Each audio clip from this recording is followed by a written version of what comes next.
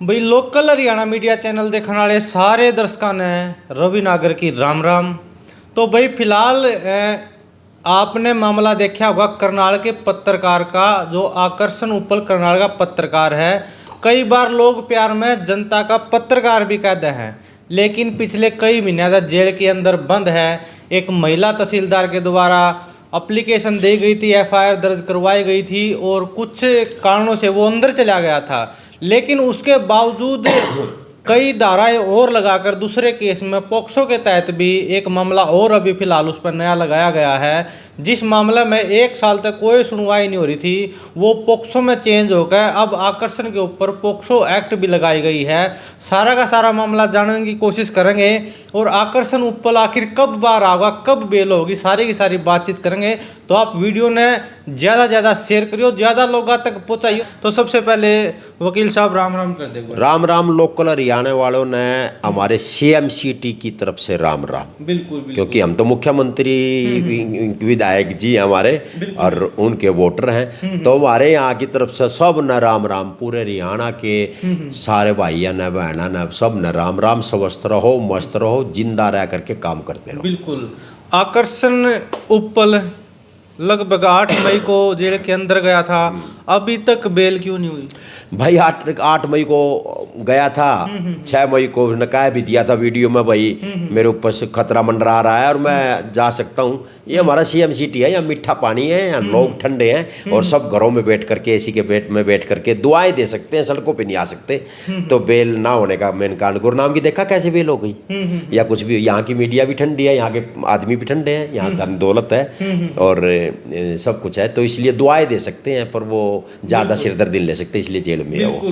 लोगों के लिए उसने काम किया, काम करता रहा। और उसकी धर्मपत्नी है, वो आंखों में आंसू डाल करके घर के दरवाजे पर बैठ करके लहरा रही है आंखों को कि कब आएगी, कब दिवाली मनेगी। बिटिया पापा पापा कर रही है।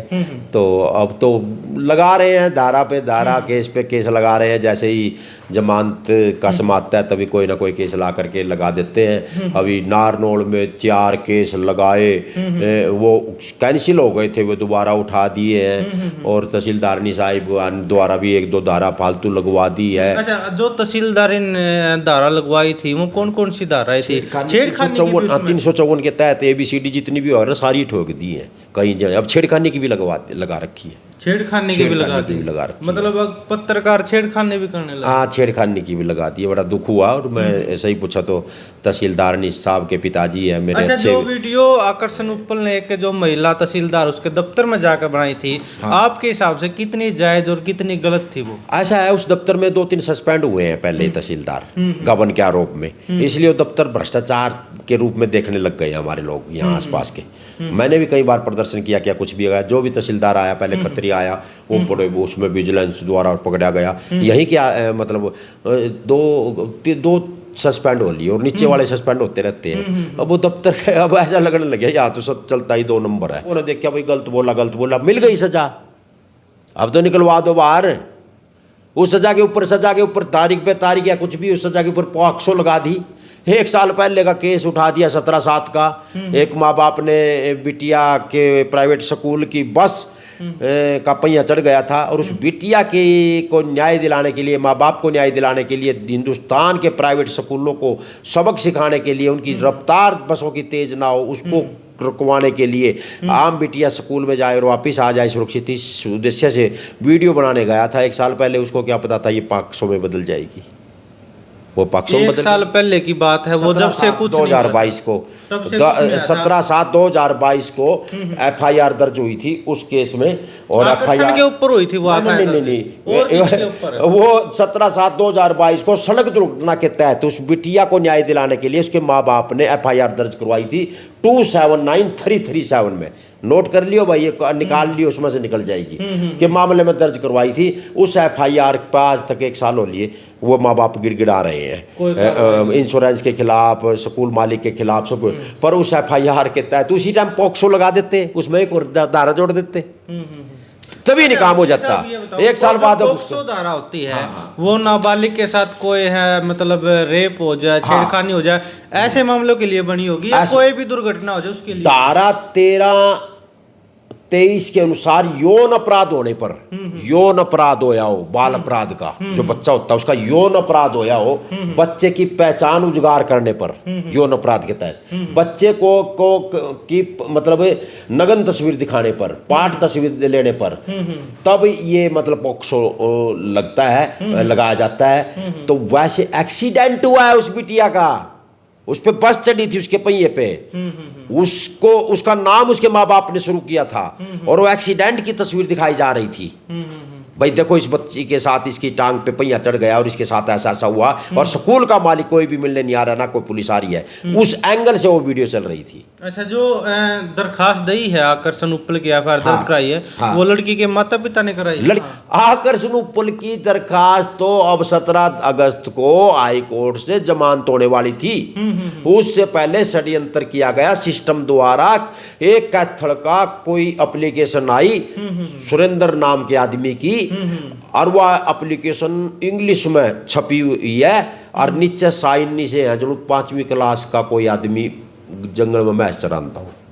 कहने का मतलब समझिया, 100 बात की एक बात ये है, इंग्लिश में एप्लीकेशन छपरी और नीचे साइन देसी।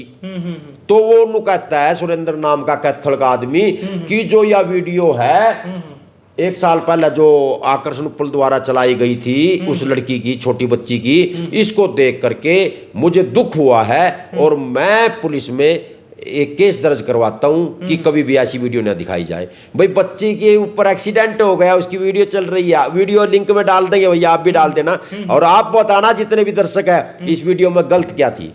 वो जानबूझ कर 17 अगस्त टलवानी थी। अच्छा, हाई कोर्ट वाली टलवानी थी ना, 17 अगस्त तो लगी हुई है, मतलब अगली 17 अगस्त लगी है, सॉरी मैं कह रहा हूँ हाई कोर्ट में। तो यो जो 28 तारीख थी या इसमें रिजेक्ट करवाने का षड्यंत्र था। अच्छा, ऐसे भी आरोप आकर्षण के ऊपर लगाए गए हैं। 5,000 रुपये उसने ब्लैकमेलिंग के मांगे हैं। कुछ फोटो उसने पेन ड्राइव में रख के और मनाली छोड़ के आया है, ऐसे आरोप आकर्षण के ऊपर लगे हैं। और जो वकील साहब ये भी कह रहा है वो उसने बात मान ली है, पुलिस का ऐसा कहना है, वकील साहब का भी ऐसा कहना है।